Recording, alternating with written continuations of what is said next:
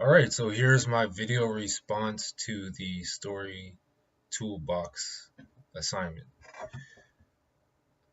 Question number 1, why do you want to be a data scientist?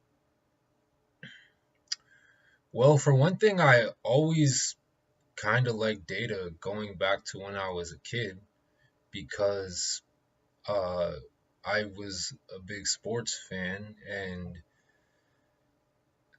this involved me basically checking the newspaper every day and reading a lot of box scores. And I had an interest in sports statistics where I would basically just visually scan data.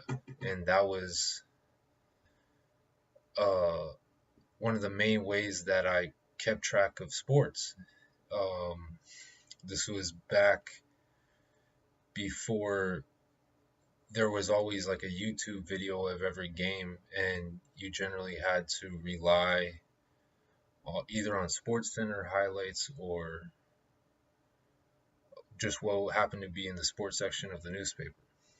And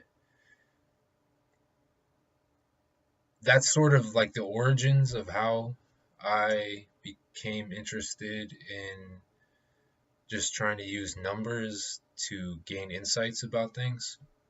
But as it's more relevant to an actual job in 2018, data science became really appealing to me because of the growth in this area and the fact that there's a lot of opportunities in this area.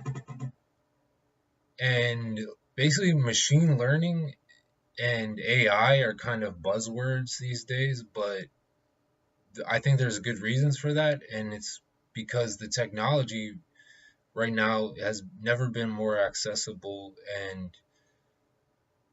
has never really presented these types of possibilities to people. And the whole AI thing is pretty interesting to me in general, which is also another reason that data science appealed to me.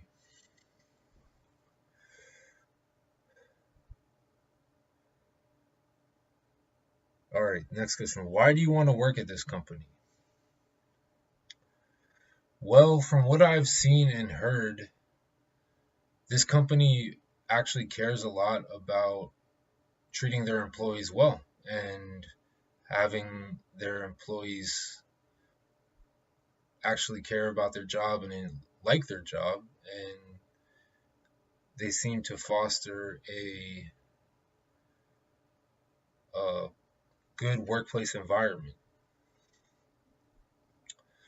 Um, Also, this company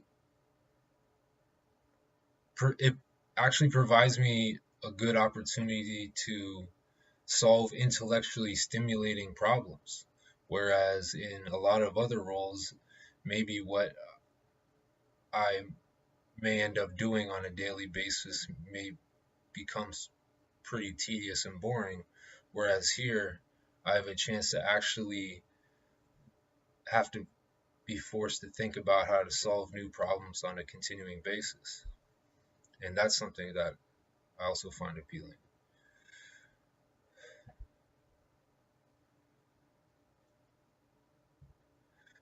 Question 3. Tell me about a time you had to handle a conflict with your colleagues.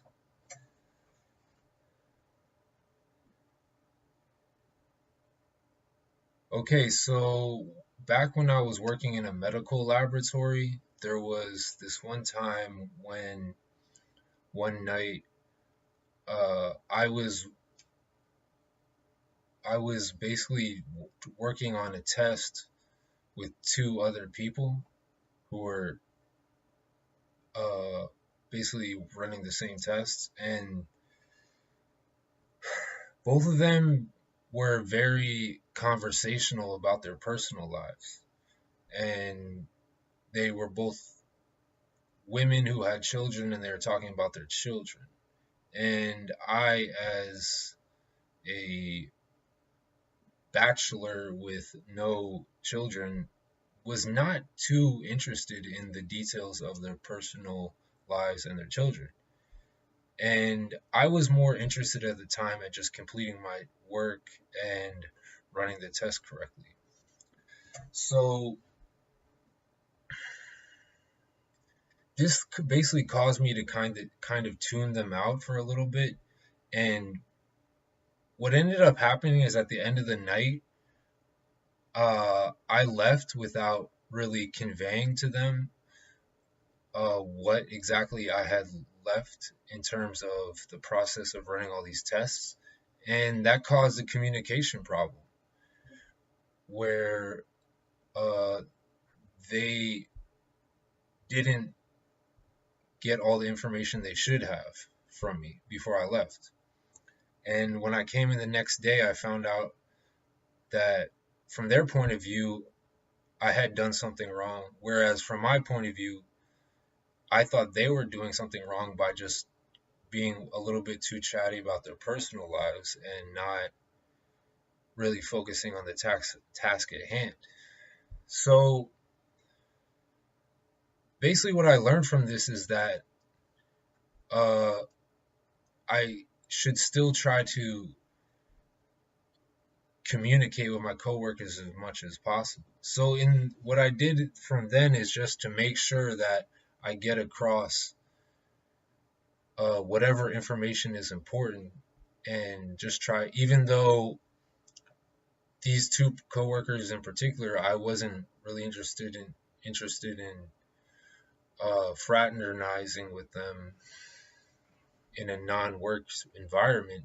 It's important to maintain the necessary communication to make sure no mistakes occurred in the workplace environment, and basically just maintain a good teamwork, even though you're not always best friends with everybody.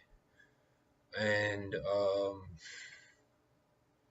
yeah, that's pretty much how I ended up solving the problem.